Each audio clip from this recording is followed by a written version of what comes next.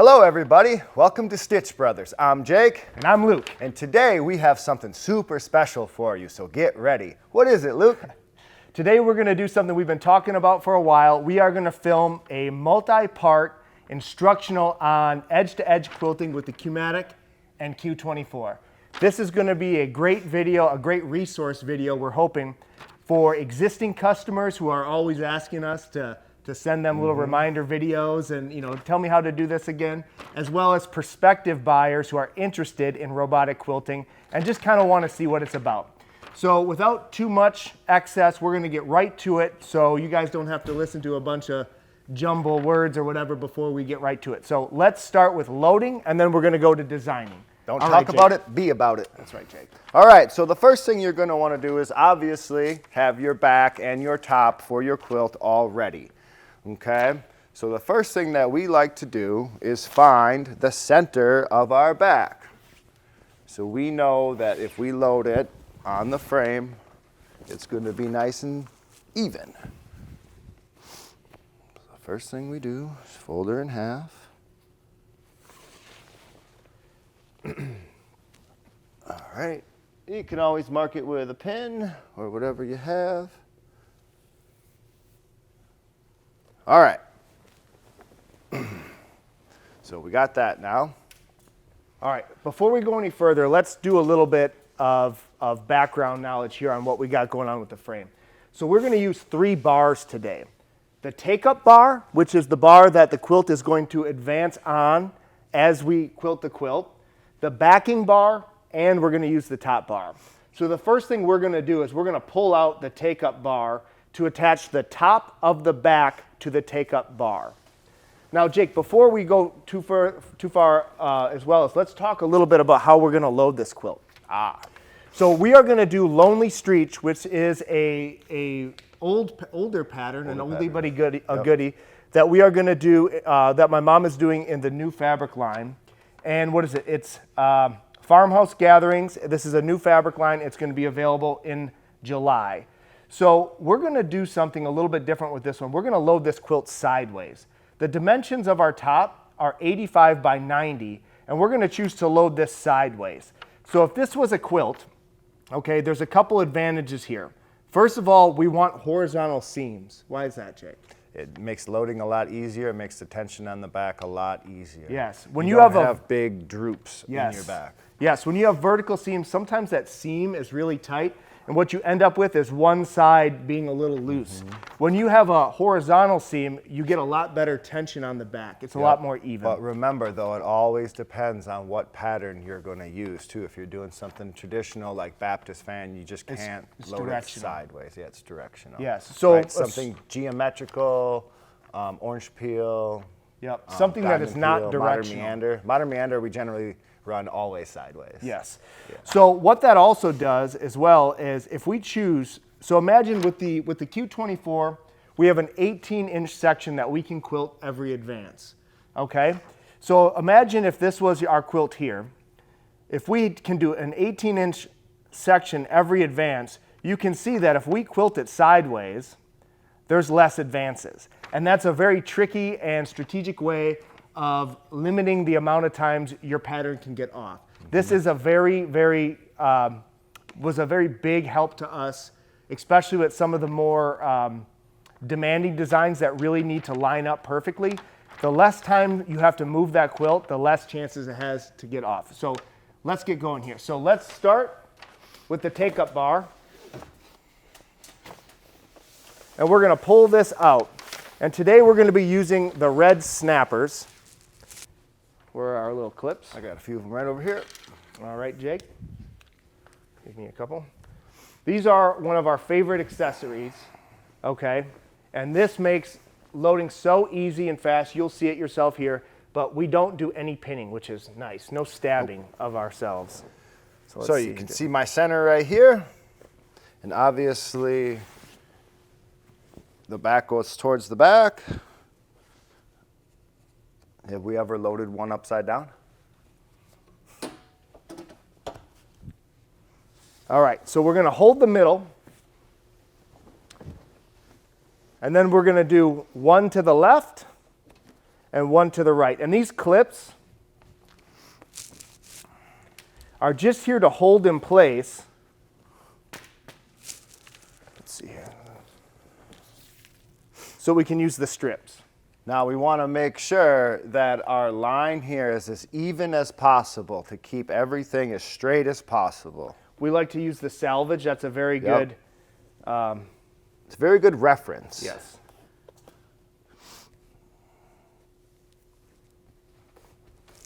As we advance through this process, I'm always going to take my clips with me.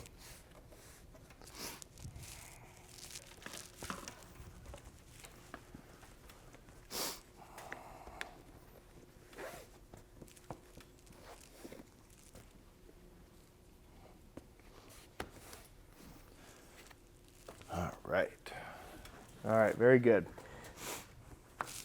All right, step one is done. We have the top of the back attached to our take-up bar. I'm now going to advance this so we can put the bottom of our back on our backing bar.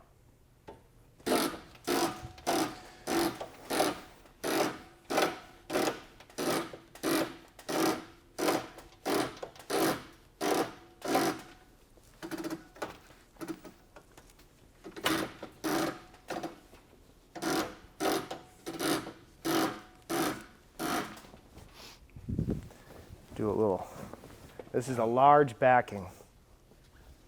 There we go. It's good. Yep. It's nice too if you have somebody to help, because you can kind of pull on these ends as it goes up to keep it nice and straight.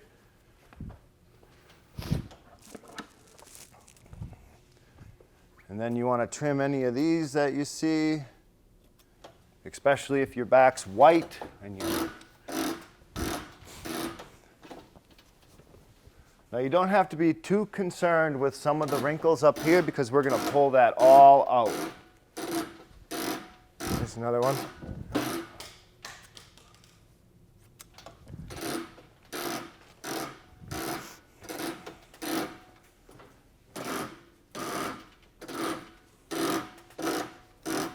All right. So as we approach, I'm going to stop right about here. And now we're going to attach the bottom of our backing to our backing bar. Now, one of the things I like to do is I like to find the center. On the leaders for the Q-24 here, there's a bold sort of line that marks the center, so I like to grab here. For what we're doing, it's not custom quilting, it's edge to edge, so we're going to set the quilt off using the robot, if that makes sense.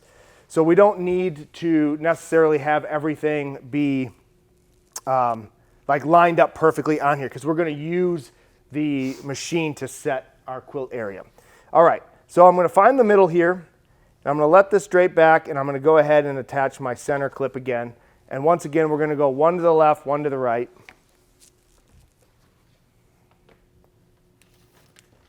Just like so.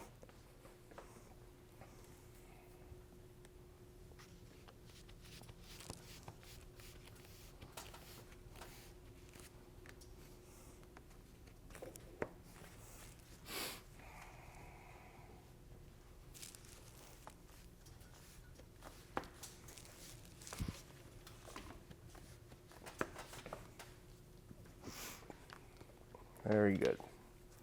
Always grabbing my clips as I go. We have a lot of extras, but you at home, they only give you a few of these, so. Okay. All right.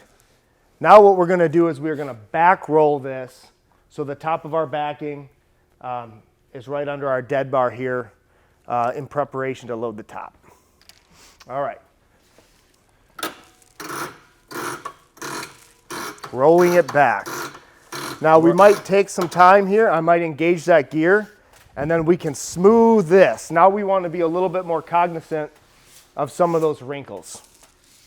This looks really good. I don't think we're even going to need to use the steamer, Jake. Maybe not. You could show them how it works, though. Yeah. All right, this is good. Let's stop right here. Okay, so let's go ahead and smooth that out. Now this is where I'm going to demonstrate. Is it on? I hope so. Nope. It'll be on in a second here.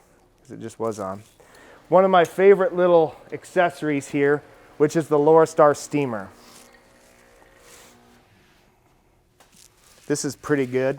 Yeah, I mean, look at these seams. Yeah, these are already been pressed. Let's see here. All right, well that rolls up. Let's just roll it back to the next seam. Okay, keep her going.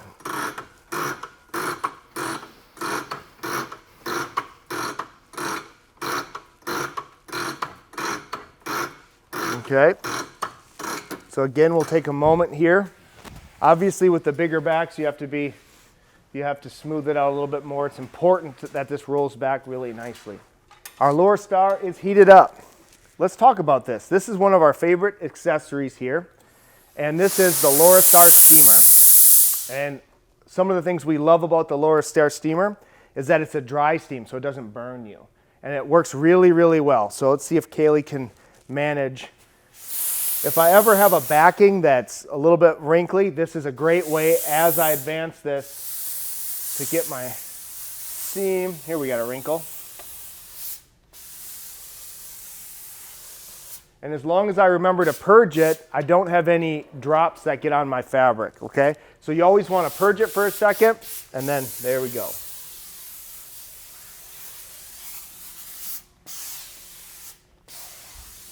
Super easy. And the cart is very handy for long armors because I can put my quilt top and backing on here, and then I can also roll this in and out of my space here. Okay. Moving on. Almost there.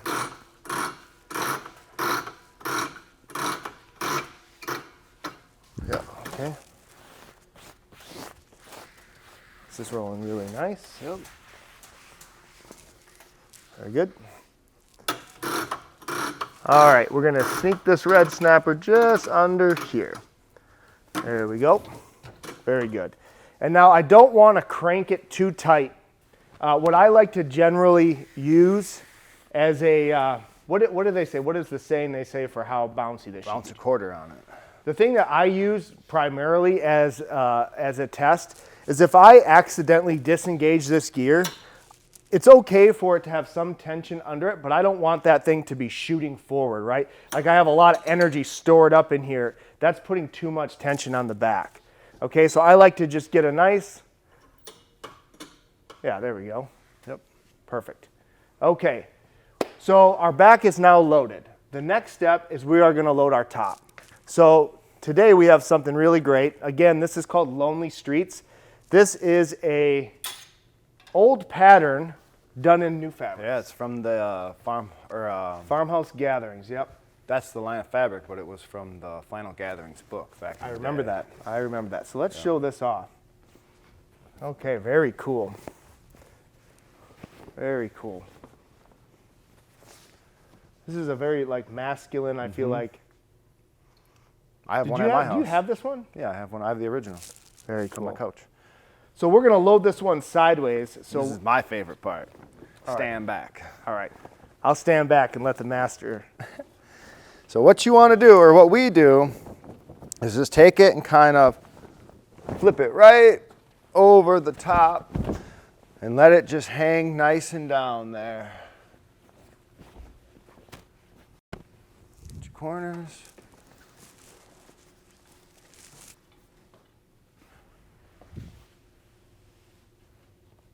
All right. And now, one of the greatest features of the Bernina Pro Frame Yeah. is this right here. Yes. Okay? Which also lends itself to when you're quilting, you could lift this bar up on your advances and you can flatten out these seams, or you can straighten out your batting, or do all of that stuff. Yeah. If you're halfway through a king size quilt and you find a red thread that's poking through on one of the blocks, it's very nice to be able to pull this up and get to that. We'll demonstrate. Yep. We'll Step aside demonstrate for a that. But second. again, we find the middle here with a clip. Yep. And so then I'm just going to take it under and go over and attach it to my top bar. That's correct. And now we want to make sure that we're, still remaining nice and even. Thank you, sir.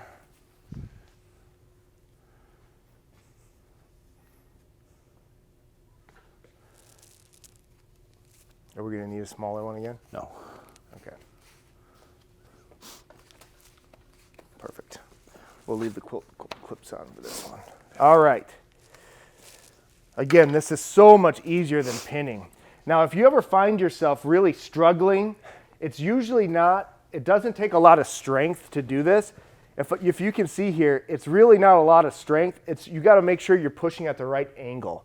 So if you ever find yourself struggling with these red snappers, make sure you're pushing at the right angle.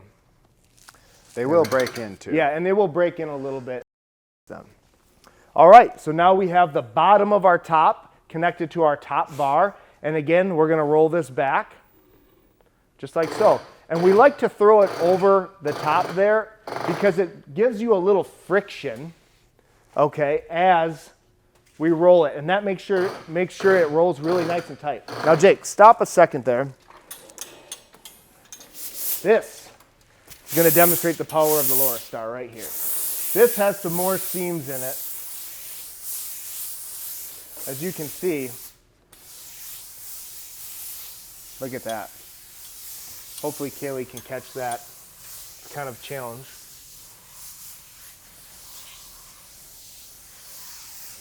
Very nice, very nice.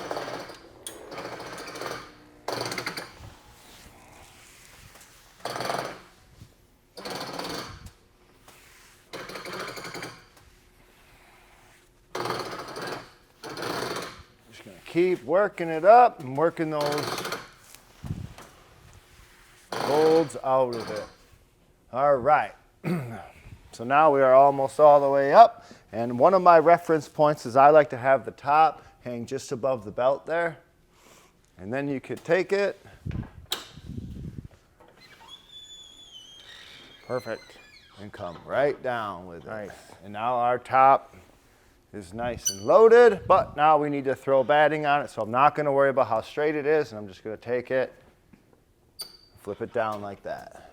Very nice. Okay. Now batting. Luke, do you want to talk about our batting? Yeah.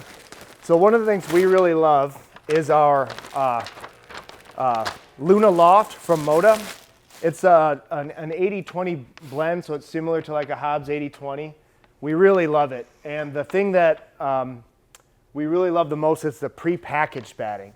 It's so nice to not have the big rolls. As you can see here, we don't spend a lot of time pinning and we don't spend a lot of time cutting batting and those types of things. It's really convenient to have those pre-cut. This is kind of an odd size between a queen and a king, so we were going to do a little bit of trimming to make sure it's nice and neat. But most of the time, we don't have to do any trimming of the batting. They come in a crib size, which is a 45 by 60, a twin, which is a 72 by 90. I think 90, and then a full queen and king. And it's really nice because we just grab the appropriate size batting, and we don't have to wrestle with a giant, roll. And then also, if I have a smaller quilt, let's say my width on the quilt top is, say, 45 inches, I don't have to cut, 50 inches on a 96-inch roll. I can get the battings where they're kind of more appropriately sized. Okay. All right, so now what we're gonna do is set this batting, but we need to make sure that what side is down? So we like to do the soft side up. Yep. So if you can tell, you have a fuzzy side, a soft side, we want that side up. Very nice, like that. And now we're going to grab our batting and we're going to push it between our backing and our top rolls, and we're going to fluff it out nice so it drapes really nice. And now it's time for us to put our top back up. So another great trick for that is if you have an extra hand or an assistant. Oh, assistant. Yep. One on one corner and then in the middle and straight up. Just like so. Right? Very good. Again, let's use the Laura Star. Yep. I can do a reference check to see how straight it is by looking right at my top, right down the side of the frame.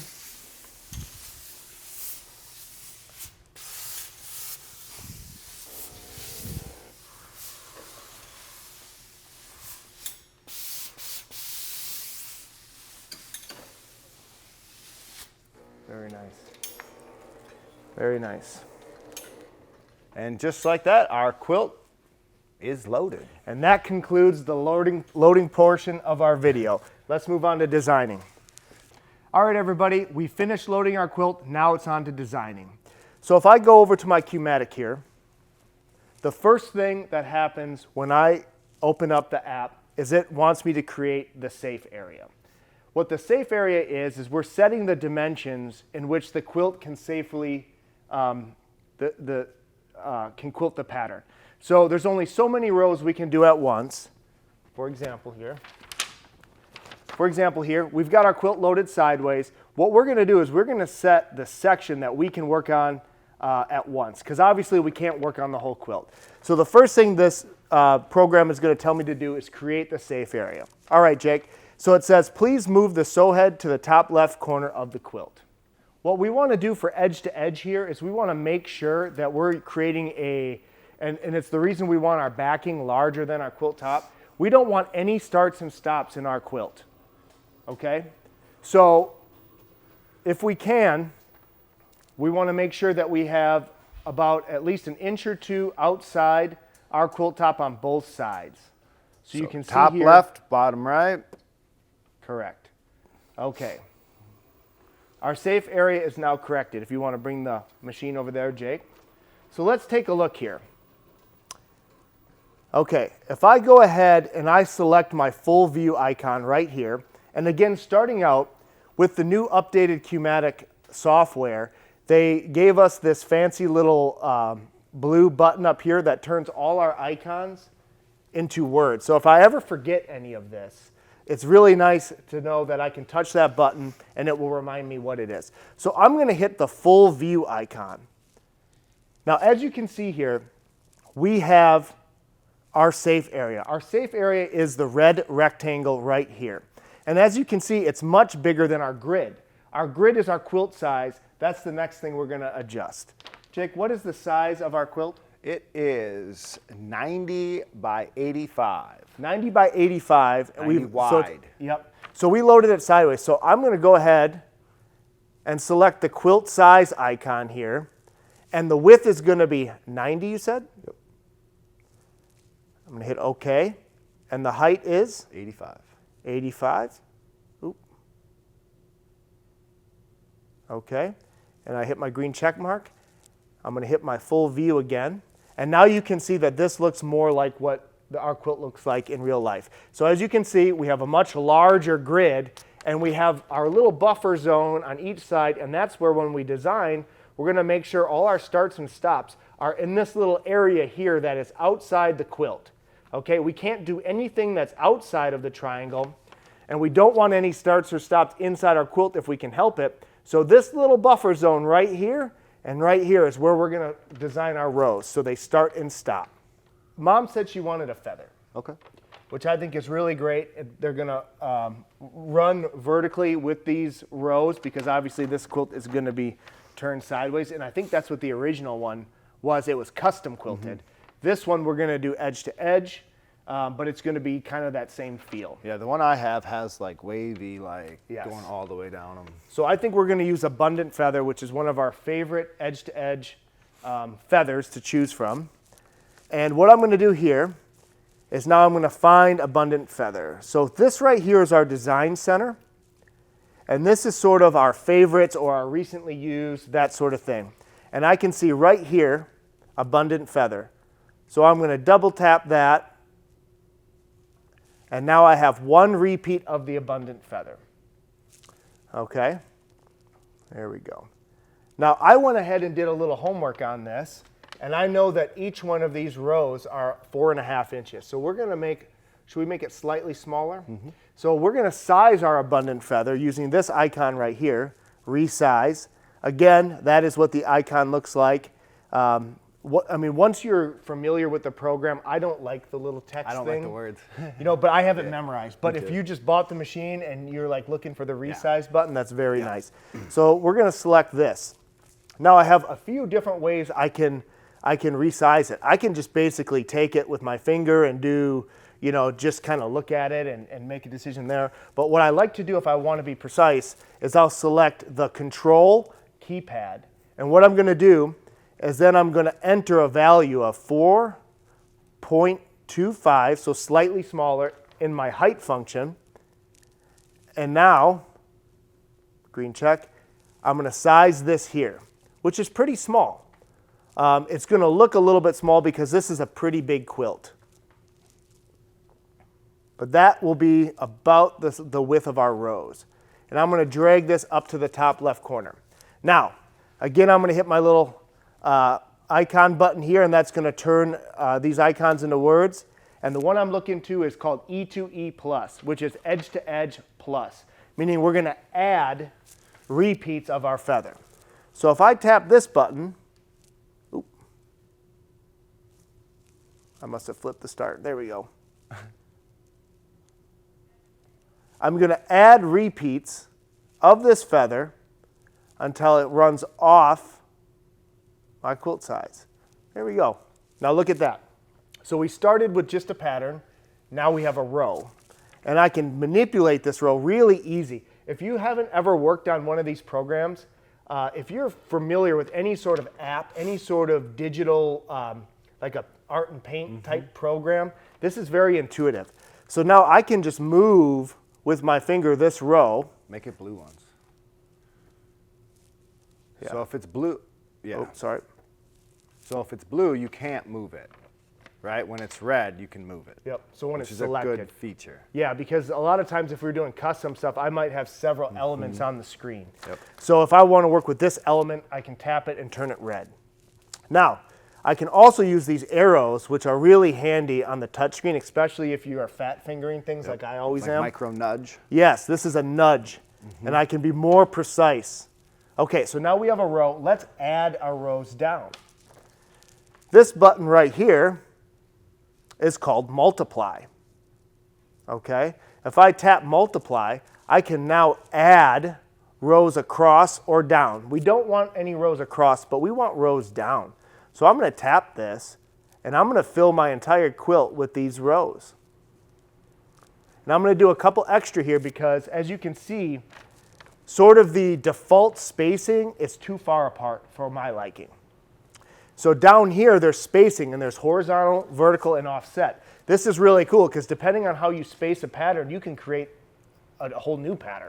So for example, modern meander, if you can nest it kind of how we do it. But if you overlap the geometric, you can create like a secondary pattern. It's very cool. But for this, we're just going to pinch these rows together, just like that. And this looks pretty dense, and my mom likes dense quilting.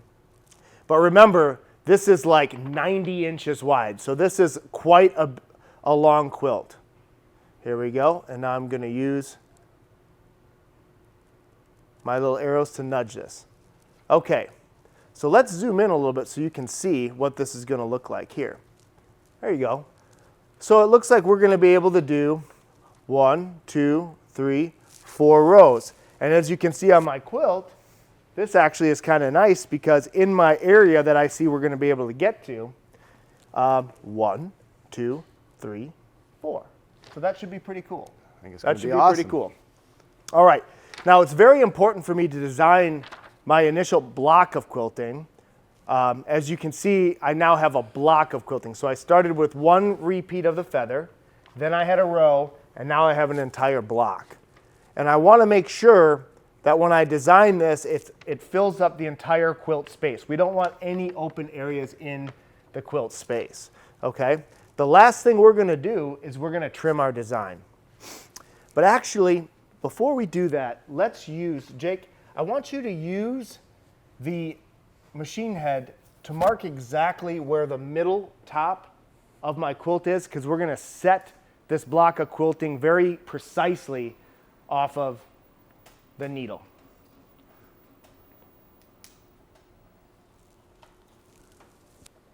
Okay, so Jake is going to go ahead and place that needle. Okay. All right, Kaylee, if you can now, this might be a little bit, I'll give you a chance. But I want you, I'm going to go to View Needle Center. I'm going to zoom in. I want you to zoom in right here on this crosshair. You see that?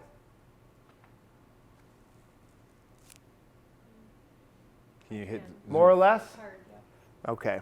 You can zoom in a little bit more too. Yeah, actually let me zoom in for you. There you go. You see that? Okay. So what that is that is where the needle actually is right now, and we know that Jake placed that in the middle top of our quilt. So using my nudge arrows, I'm going to move this block of quilting down. You can see this. It's very subtle, but I'm going to move this down because I want to make sure that my quilting pattern starts right where I want it to. I can be very precise. So I'll zoom in even a little bit more. Okay, so that right there is the top of my quilt. I want to make sure when I do the trim function for the top,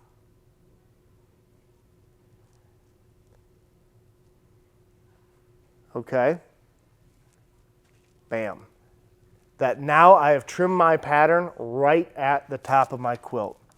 And you know what? I'm just going to move it up just a little bit so we're just off the top of the quilt. We want to run edge to edge, Edge all to the way edge. around outside of the quilt top on all four sides. This allows us to be very precise. And now if we were using something like a Baptist fan, I might choose to take the V of my first fan, right, and line it up with my needle. That way I can have the center of the Baptist fans going down the center of the quilt. The sky's really the limit.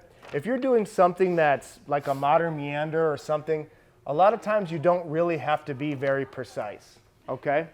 So this is only as elaborate as you need it to be.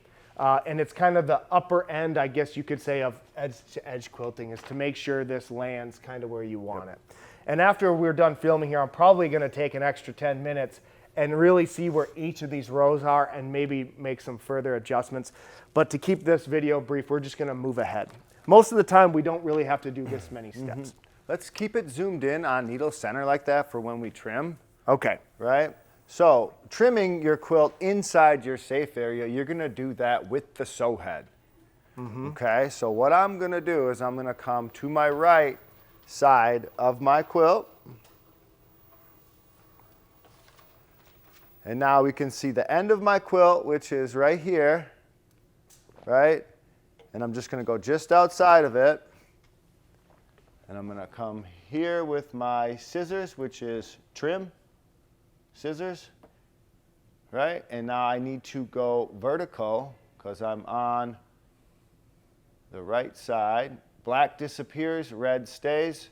So I nudge it right to my crosshairs and I green check it. Okay? Now I'm going to take it all the way to my left-hand side of my quilt because we already did the top. And as I get down, I'm going to go just about the same on this side. How far out are you giving yourself? Like an inch and a half. Okay. It all depends on how much backing you have too, right? Yep. Because if your customer only gives you, 2 inches, you might, have to do it 3/4 to a ½ inch out, We like 4 inches on all sides. Yeah. All right, so my scissors again to trim. I'm going to go vertical again. Black disappears, red stays, so I need to invert it now because my whole quilt is black and my trim portion is red. So if I invert that, now my trim portion will be black, so I select that. And now I can come here to my eyeball 1-to-1 and I can get a full view of my quilt. So I can see that the right side of my quilt is inside the safe area, but off the quilt. The top is inside the safe area, right, and off the quilt. And my left-hand side is inside the safe area and off the quilt top as well. That's some seriously dense quilting. It is. It's going to be sweet, though. Yeah, I like dense quilting. The other thing we could do, potentially, Jake, is we could have made the rows each feather row 2 rows wide. Yes. And then centered the stem on the seam in between. That That's might a be good the way. idea, too. We might try to do that. We'll play with this some more. So let me just say something quick before we wrap up here. Okay, so the number one problem we have, or not problem, but issue that customers call as soon as we do the install and they've done the training, they know what they're doing, but when they're first by themselves, we always get a call, and one of the things that people forget to do is to make sure you trim everything within that safe area. because if you hit the play button to start sewing and it says there's nothing in the safe area, that is like the most common. Yep. Because we got to make sure the machine cannot do anything that's not in that rectangle that we've created at the beginning. It's very simple once you get the hang of it, okay? So let's talk about one last little thing before we sign up. And this is not, or we sign out, this is not what we were doing when we were first starting. But now that we do this quite a bit, this is how we run our quilts. As you can see here, Kaylee, we have green dots on the left and the red dots on the right. Okay, and I can zoom in a little bit to try to make that easier to see. And those are our starts and stops. So right now, default, all of our starts start left and run right, kind of like reading a book, right? Now, one thing you might want to do, and what we do, is you might want to alternate the starts and stops of every row. So as you do your rows, it will go from left to right, row 1, right to left, row 2, left to right, row 3, so on and so forth, depending on how many rows you can do. So right here is an unconnect button, unconnect. I would have said disconnect, but they say unconnect. I don't know which way is the right way to say it. Yeah, they're Swiss. But disconnect, right? Yeah. Unconnect? I'm disconnected. Yeah, whatever. All right. So when I select this button, my little block of quilting here, I guess not so little, is going to turn blue. And now I can individually work with all the rows. So we went back a step. So when we created it, we started with one design, made a row, and then we made a block. Now I'm going one step back so I can select every other row and select reverse sew.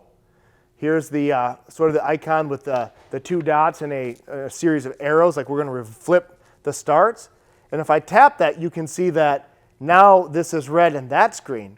So if I go ahead and I select every other row that's in my area, now I have start, start, start, start.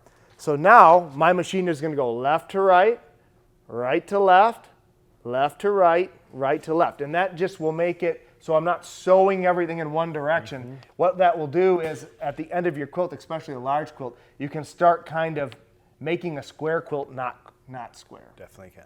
And we can do another video on things that I've learned. We'll keep it brief here, but yeah, it's very smart to do that, okay? So one more step. Right now, if I hit play, okay, it's going to, let's see here. Oh, we got to connect these. So what we're going to do before is, right now it would do one row and stop. But what I want it to do is I want it to sew the row. I want it to sew down on the edge here in my no man's land and then go back. So I don't have to sit and babysit this thing every row. I want it to do this whole section.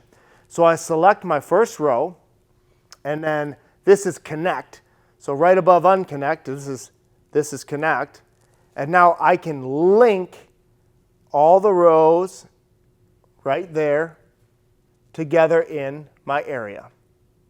And now that's going to be the chunk it's going to do at once. Now, if you forget to switch your start and stop points and you link them together, you're going to get a huge line. Yes. A red solid line, and that's an actual stitch line. Yes. So you're going to be able to tell right away that something is not correct. So what Jake is saying, and let's show, because this is very important. Yep. If I didn't switch my starts and stops, and I went and I tried to link the first row to the second row, if you can look here, and I'll zoom in so Kaylee can see, there is a diagonal, and it's kind of hard to see, but there is a diagonal line that's basically the machine sewing. It's going to end at that first row and then sew it, and then start at the other start Don't do point. that. Okay, don't do that. Make sure that you alternate your starts and stops. Again, you don't necessarily have to do this. This is a little bit more advanced. And it all depends on how many rows you can fit in that safe area. If you can only run one, you know, you don't have to worry about it as much. Yeah. Okay. But yeah, I can link these all together, and now I have a good solid chunk that I can do all at once. Okay, so I think, do you have anything else we wanted to talk about on this? No, I mean, that's So this concludes the designing portion of our video series. Stay tuned. We're going to bring up, what do we got next? We'll do advancing, realigning our safe area. Yep. And Thread break recovery we're yes, going to do. Yes. Lots of little things issues that can occur Yes. during the quilting process. So hopefully you found this useful. Stay tuned. We have a lot more planned for you guys. Thank you so much. Thank you.